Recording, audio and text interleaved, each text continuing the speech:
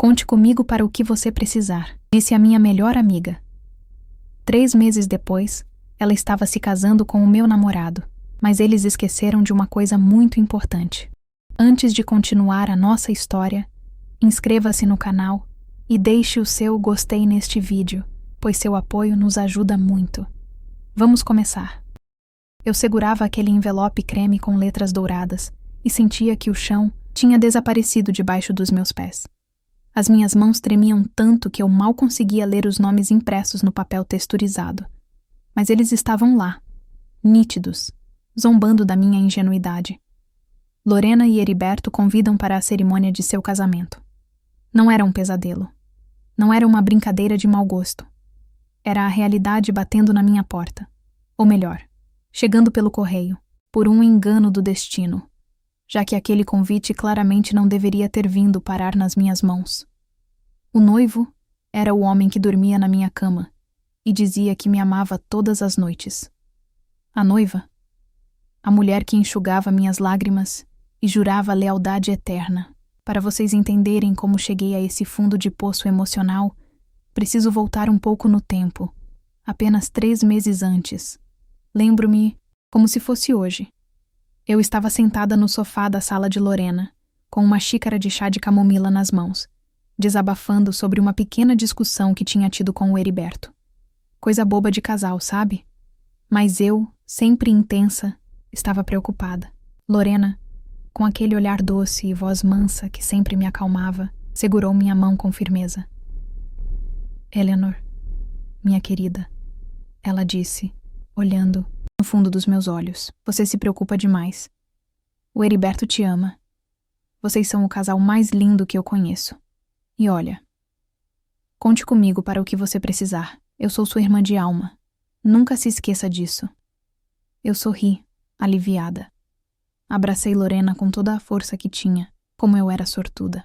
Eu tinha um namoro estável de 2 anos com um homem que parecia ter saído de um filme de romance e uma melhor amiga que estava sempre pronta para me defender. Naquela época, minha vida parecia um lago tranquilo. Heriberto era o tipo de homem que abria a porta do carro, que mandava flores sem motivo e que falava sobre o nosso futuro com uma convicção que me fazia sonhar acordada. Ele era carismático, falante, e todos o adoravam. E Lorena? Lorena era a minha sombra. Nós fazíamos tudo juntas. Compras no mercado, caminhadas no parque, tardes inteiras escolhendo roupas. Ela sabia todas as minhas senhas, todos os meus medos e, principalmente, todos os meus planos com o Heriberto. Eu não tinha segredos para ela. Muitas vezes eu dizia: amiga, quando eu e o Heriberto casarmos, você vai ser a madrinha principal. Não aceito não como resposta. Ela ria, que na época me parecia de alegria, mas que hoje, olhando para trás, percebo que carregava um tom de escárnio, uma ironia silenciosa. Pode deixar, Eleanor. Eu estarei lá, bem perto de vocês no altar. Ela respondia. E de fato, ela estaria. Só que não no lugar que eu imaginava. O nosso círculo social era muito unido. Fazíamos jantares quase toda sexta-feira.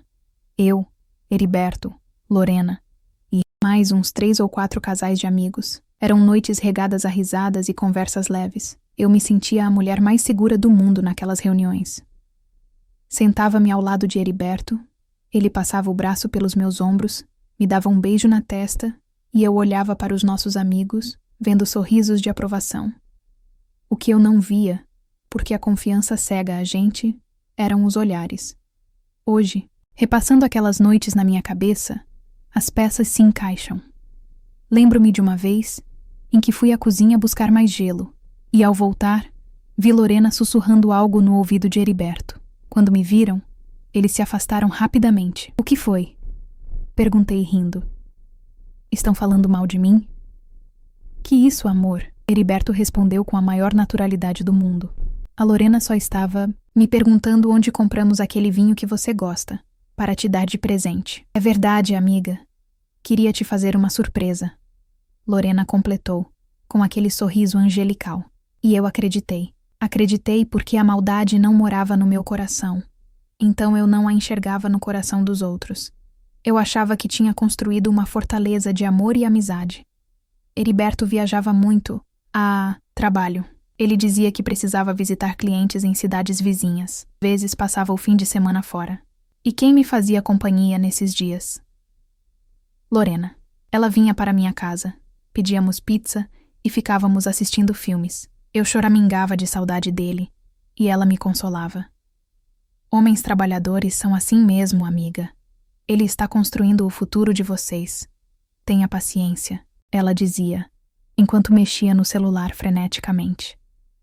Mal sabia eu que as mensagens que ela trocava não eram com o trabalho dela, nem com a família. Eram com ele, com o meu namorado. A sensação de segurança que eu tinha era absoluta. Eu vivia numa bolha cor-de-rosa.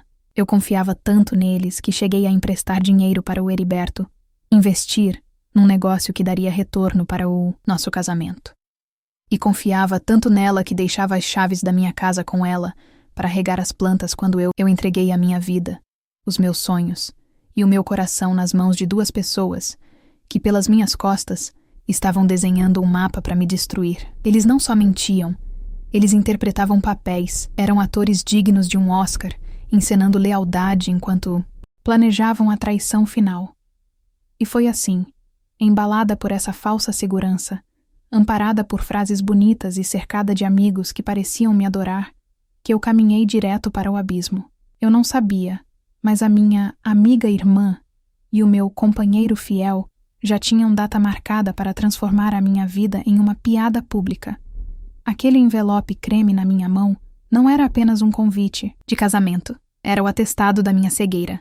Fiquei parada no meio da sala, com aquele convite pesando 1 tonelada nas minhas mãos. A minha mente tentava encontrar uma explicação lógica, algo que não fosse a verdade cruel que estava estampada ali. Talvez fosse uma brincadeira de mau gosto, um erro de impressão da gráfica, mas o endereço do local era real.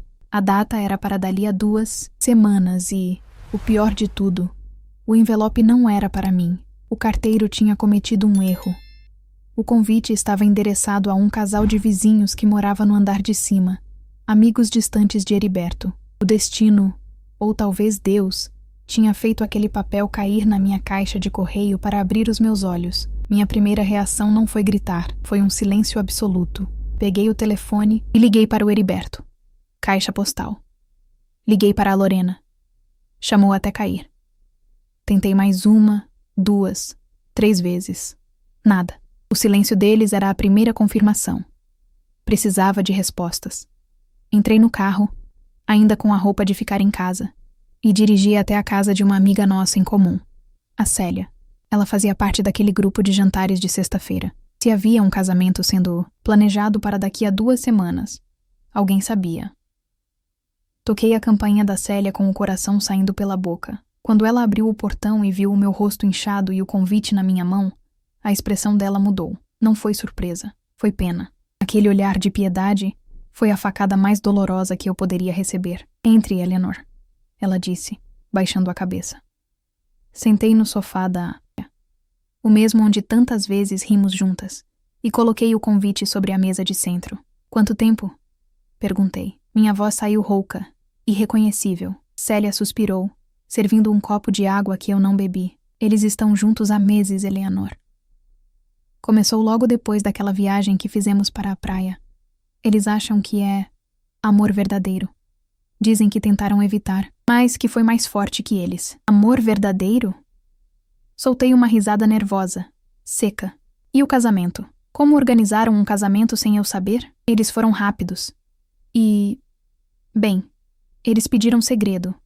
Disseram que contariam para você no momento certo, depois que o Heriberto terminasse tudo formalmente. Eles não queriam te magoar antes da hora. Não queriam me magoar. A frase ecoou na minha cabeça como um insulto.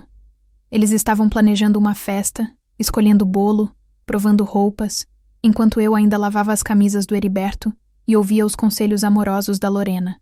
E vocês? Olhei nos olhos dela. Todos vocês sabiam? Célia hesitou, mas confirmou com um aceno de cabeça. A gente ficou numa situação difícil, amiga. O Heriberto é amigo de infância de muitos do grupo. A Lorena convenceu todo mundo de que eles estavam sofrendo muito com essa situação. que iriam resolver com você com dignidade. A gente não queria se meter. Me levantei, sentindo o estômago revirar. Não se meter significava escolher um lado. E eles tinham escolhido. O lado da traição, da mentira, da festa. Eu era a única peça fora do tabuleiro, a tola que acreditava na amizade enquanto todos riam ou sentiam pena pelas minhas costas. Saí da casa dela sem dizer mais nada. Não havia o que dizer. A traição não era apenas de um homem e de uma amiga. Era de uma vida inteira. O meu mundo, aquele que eu achava seguro, tinha desmoronado. Voltei para casa, e naquela noite, a mensagem finalmente chegou. Não foi uma conversa cara a cara. Não houve dignidade. Apenas uma mensagem de texto do Heriberto no meu celular. Eleanor, precisamos conversar, mas não hoje. As coisas entre nós esfriaram e eu conheci outra pessoa. Vou passar aí semana que vem para pegar minhas coisas. Espero que entenda. Seja feliz. Semana que vem? Na semana do casamento? Ele achava mesmo que poderia aparecer na minha porta para buscar as roupas dele dias antes de subir ao altar com a minha melhor amiga, agindo como se fosse um término comum? A raiva começou a substituir a tristeza. Uma raiva quente, que subia pelo pescoço. Entrei nas redes sociais, algo que eu tinha evitado o dia todo. E lá estava. Agora que eu sabia, parecia que o algoritmo queria me esfregar na cara. Uma foto postada pela prima da Lorena. Era um chá de panela surpresa. Na foto, Lorena estava radiante, vestida de branco, segurando uma taça de espumante. E ao redor dela, sorrindo e brindando, estavam várias daquelas que eu chamava de amigas. As legendas eram coisas como "O amor venceu", "Casal do ano", "Finalmente a felicidade chegou". Eu dei zoom no rosto da Lorena. Ela não parecia nem um pouco preocupada com a amiga que estava destruindo. Ela parecia vitoriosa. Era como se o meu sofrimento fosse o degrau que ela precisava pisar para se sentir mais alta. E o Heriberto, nas fotos marcadas, parecia um príncipe encantado. O homem perfeito que eu achava que era meu. Me senti pequena. Me senti feia. Me senti descartável. A humilhação de saber que eu fui o assunto dos grupos de conversa, a pobre coitada que não sabia de nada, era insuportável. Eles não só roubaram meu futuro, eles roubaram minha dignidade perante todos que eu conhecia.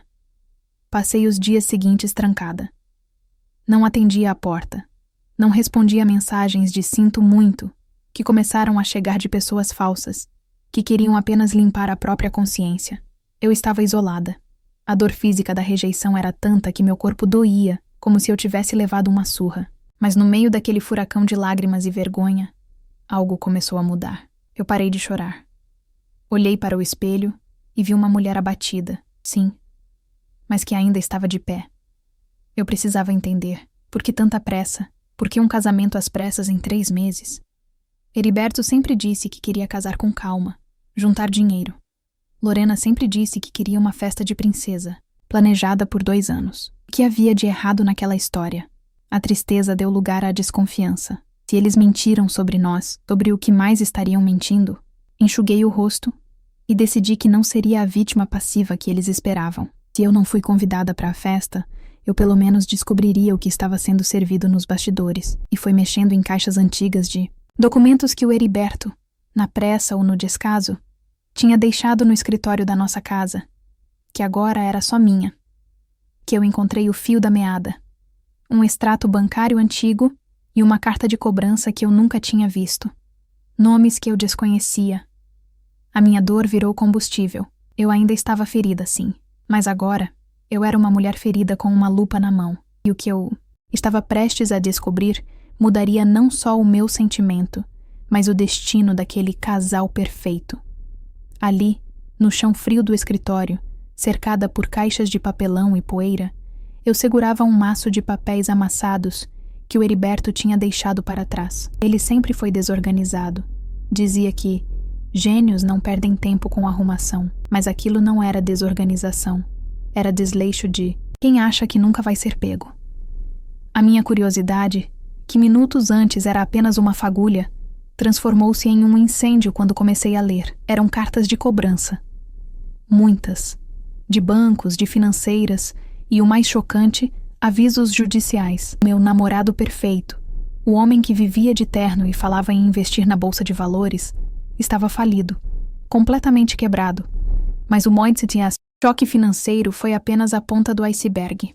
No meio de uma pasta azul, encontrei uma carta escrita à mão. A letra era trêmula, exigente. Era de uma mulher chamada Márcia. Li a carta 3 vezes para ter certeza de que não estava alucinando. Heriberto, a paciência acabou. O dinheiro da pensão das crianças está atrasado há 4 meses. O Júnior precisa de óculos. E a escola das gêmeas vai mandar as meninas para casa se você não pagar. Não me obrigue a ir atrás daquela sua namorada ingênua a contar quem você realmente é. Seus 6 filhos precisam comer. Resolva isso ou eu apareço aí. 6 filhos. Eu tive que apoiar as costas na parede para não cair para o lado. Heriberto tinha 6 filhos. E uma outra família, ou pelo menos, uma mulher que sustentava a prole dele sozinha, enquanto ele brincava de solteiro rico comigo. A minha cabeça começou a girar, repassando os últimos 2 anos. As viagens a trabalho nos fins de semana. Provavelmente ele ia ver essa outra família, ou tentar acalmar os ânimos da tal Márcia. O dinheiro que ele me pedia emprestado para investimentos era para pagar pensão atrasada. E então, a peça final do quebra-cabeça se encaixou com um clique estalado na minha mente. Lorena. Por que Lorena? Por que agora? Por que tanta pressa em casar em 3 meses? Lorena tinha recebido uma herança considerável da avó há pouco tempo. Ela sempre falou abertamente sobre isso, sobre como queria comprar uma casa grande, viajar o mundo. Eu, por outro lado, já tinha emprestado minhas economias para ele. Já não tinha mais de onde tirar. Eu era uma fonte seca. Lorena era um oásis cheio de água fresca e principalmente dinheiro disponível. Senti um gosto amargo na boca. Não era amor, nunca foi amor, nem comigo. E certamente não era com ela. Heriberto estava com a corda no pescoço. A tal Márcia devia estar pressionando. As dívidas estavam explodindo e ele precisava de uma solução rápida. Ele precisava de um casamento, de comunhão de bens, de acesso às contas de alguém. Lorena não era a mulher da vida dele. Ela era o resgate financeiro. A minha primeira reação foi de pânico. Eu precisava avisá-la. Peguei o celular, com o dedo tremendo sobre o nome Lorena na agenda. Apesar da traição, apesar da punhalada nas costas, ela estava prestes a cair num golpe. Ela ia se casar com um homem que tinha 6 filhos, escondidos e dívidas milionárias. Ela ia perder tudo. O telefone chamou uma vez, e foi nesse instante, entre o primeiro e o segundo toque, que eu desliguei. A mão que segurava o celular baixou lentamente. Fiquei olhando para a tela preta, vendo o meu próprio reflexo. Por que eu deveria salvá-la? Lorena sabia que eu o amava.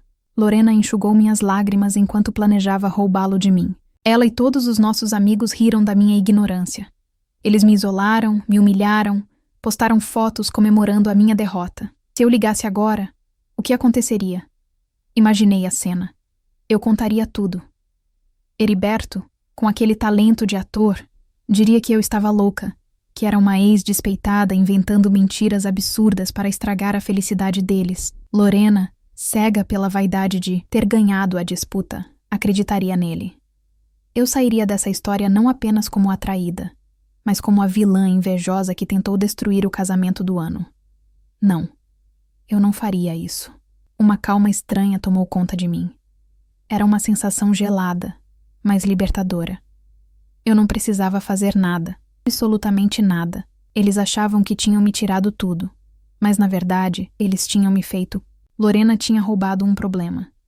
Ela tinha roubado um homem falido, mentiroso e com uma bagagem familiar que ela nem sonhava em carregar. Olhei novamente para os papéis. Guardei tudo na pasta azul com cuidado. Não rasguei. Não queimei. Apenas guardei. Um dia talvez aquela verdade fosse necessária. Mas não seria eu a entregá-la de bandeja.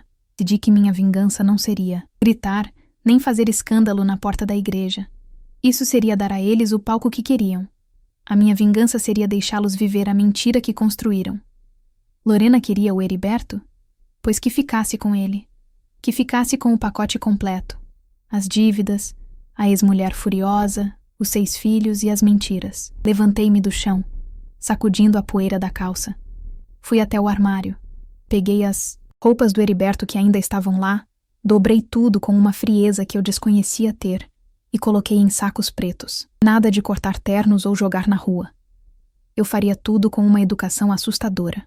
Mandei uma mensagem para o porteiro do prédio onde Heriberto estava ficando, provavelmente bancado pela Lorena. Os pertences do Sr. Heriberto estarão na portaria da minha casa amanhã às 8h. Por favor, peça para retirar. Não estarei presente. Eu estava me retirando do jogo. Eles achavam que tinham vencido, mas não sabiam que o troféu que seguravam era, na verdade, uma bomba relógio prestes a explodir. E eu estaria bem longe, segura, assistindo de camarote quando a fumaça começasse a subir. A reviravolta não era eu destruir o casamento deles. Era o casamento deles, destruir a si mesmo. Respirei fundo, sentindo o ar encher meus pulmões sem aquele peso no peito pela primeira vez em dias. A dor ainda estava lá, mas agora ela tinha companhia. A certeza absoluta de que a justiça viria, e viria pelas próprias mãos do destino. O sábado do casamento amanheceu com um sol brilhante, aquele tipo de dia que as noivas pedem a Deus em oração. Eu sabia que, do outro lado da cidade, em uma chácara luxuosa, havia uma correria frenética. Maquiadores, cabeleireiros, fotógrafos e uma Lorena ansiosa para viver o seu conto de fadas roubado. Muitos esperavam que eu fizesse uma loucura, porque no fundo, os nossos amigos ficavam atualizando as redes sociais esperando ver um vídeo meu invadindo a cerimônia, gritando "eu me oponho" ou fazendo algum escândalo digno de novela. Eles queriam o drama, queriam poder dizer: olha lá, a pobre Eleanor perdeu o juízo por causa de homem. Mas o que eu fiz naquele dia foi algo muito mais radical. Eu cuidei de mim. Desliguei o despertador e acordei na hora que o meu corpo quis. Fiz um café da manhã demorado, com tudo o que eu tinha direito. Depois, passei a tarde cuidando da minha pele, lendo um livro que estava atrasado e assistindo a uma comédia leve na televisão.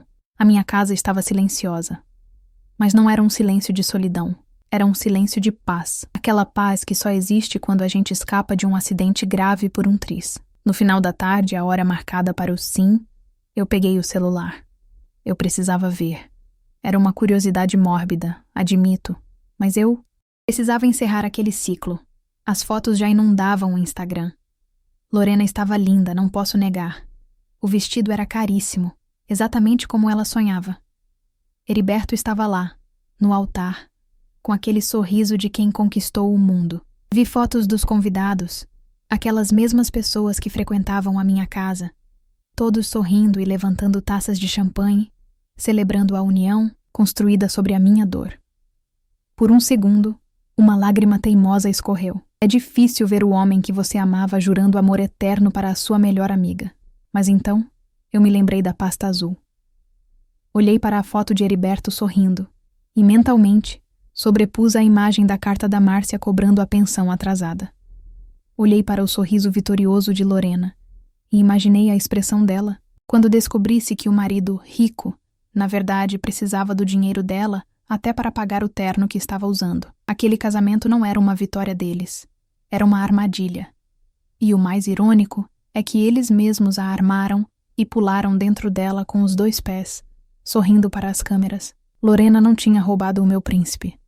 Ela tinha roubado o meu problema. Ela tinha levado para casa um homem que mentia com a mesma facilidade com que respirava. Desliguei o celular. Enchi uma taça de vinho e fui para a varanda. Respirei fundo o ar da noite e brindei sozinha. Boa sorte, Lorena. Você vai precisar. Sussurrei para o vento. Não precisei esperar muito para que o tempo, o senhor da razão, fizesse o seu trabalho. A vingança emocional é um prato que a vida serve. Tem que a gente precise mover cerca de 4 meses depois do casamento, quase o mesmo tempo que eles levaram para me trair, os rumores começaram a chegar. A cidade é pequena e as fofocas correm rápido. Primeiro, soube que eles tinham voltado da lua de mel mais cedo. Problemas com o cartão de crédito no hotel, disseram. Depois, uma conhecida comentou que viu Lorena vendendo o carro dela, aquele que ela amava, para comprar um modelo popular. A desculpa era que queriam uma vida mais simples, mas eu sabia a verdade. As dívidas do Heriberto tinham batido à porta, mas o golpe final, aquele que fez a máscara cair de vez, aconteceu 6 meses depois. Eu estava no supermercado quando encontrei a Célia, aquela amiga que tinha me olhado com pena. Ela parecia desconfortável ao me ver, mas a língua coçava tanto que ela não aguentou. Eleanor, você não sabe? Ela perguntou, segurando meu braço. Não sei de quê? Respondi, mantendo a postura ereta e tranquila. O casamento da Lorena acabou. Foi um escândalo. Parece que uma mulher apareceu na porta da casa deles com 2 crianças e um oficial de justiça. O Heriberto tinha outra família, Eleanor. Filhos que ninguém sabia. A Lorena descobriu que ele usou o dinheiro da herança dela para pagar dívidas de jogo e pensões atrasadas. Ela está destruída. Senti um arrepio na espinha. Não de alegria, mas de confirmação. A justiça tinha sido feita. É mesmo? Disse eu com a voz calma. Que pena. Espero que ela fique bem. Célia me olhou, esperando que eu destilasse veneno, que eu risse, que eu dissesse bem feito. Mas eu não disse nada disso. A minha dignidade era valiosa demais para eu gastar com eles. Você parece tão bem, Eleanor. Célia comentou, quase surpresa. Eu estou ótima, Célia. Nunca estive melhor. E era verdade. Naquele período, eu tinha me reencontrado. Tinha começado um curso novo, feito novos amigos que valorizavam a lealdade e, o mais importante, tinha aprendido a me amar acima de qualquer relacionamento. Eu não precisava da validação de ninguém para ser feliz. Saí do mercado e caminhei até meu carro. O sol estava se pondo, pintando o céu de laranja e rosa. Pensei na Lorena, sozinha na casa grande que agora devia estar vazia e cheia de dívidas. Pensei no Heriberto, que provavelmente já estava procurando outra, vítima para sustentar suas mentiras. Eles esqueceram de uma coisa muito importante. Pensei, lembrando da frase que Lorena me disse meses atrás. Conte comigo para o que você precisar. Ela precisava ter contado comigo. Se tivesse sido uma amiga leal, se tivesse sido honesta, eu teria chorado no ombro dela, teria superado o término e, quem sabe, até a alertado sobre quem o Heriberto era, de verdade, se ela tivesse perguntado. Mas ao escolher a traição, ela escolheu a solidão do seu próprio destino. Liguei o rádio do carro. Tocava uma música animada. Sorri para o espelho retrovisor e dei a partida. Eu não era mais a mulher traída. Eu era a mulher que se livrou. A vida tinha tirado o lixo da minha casa para que eu pudesse decorá-la com flores novas. E, sinceramente, o perfume da liberdade nunca foi tão doce.